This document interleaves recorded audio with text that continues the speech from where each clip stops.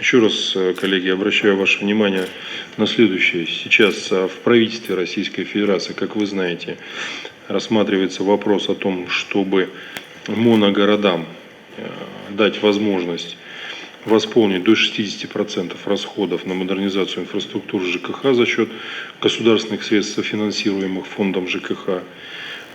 И эти средства будут выделяться именно на софинансирование тех самых работ с привлекаемыми частными инвесторами в рамках концессионных соглашений. Я бы хотел, чтобы у нас в ближайшее время комитет ЖКХ и ваше министерство проработало эту тему, отработало все необходимые нюансы, подготовила соответствующие заявки.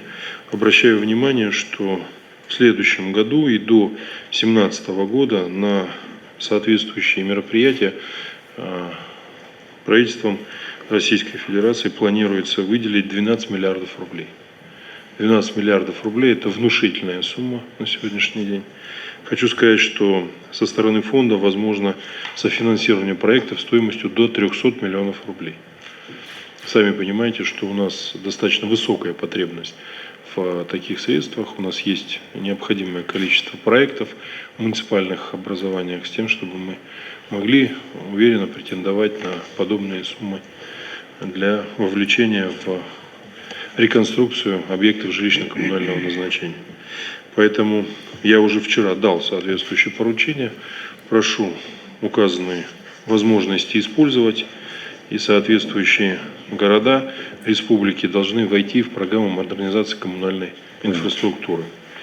Очень рассчитываю на то, что главы администрации муниципальных образований активно включатся в эту работу, примут непосредственно личное участие в этом процессе.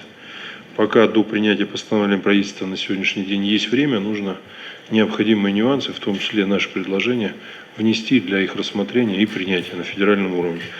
Поэтому просил бы эту работу начать прямо сейчас и до момента принятия постановления правительства с правилами и соответствующими суммами уже иметь, что называется, стопроцентную уверенность о том, что мы, как республика, входим в эту программу с определенными городами, с определенными объемами финансирования.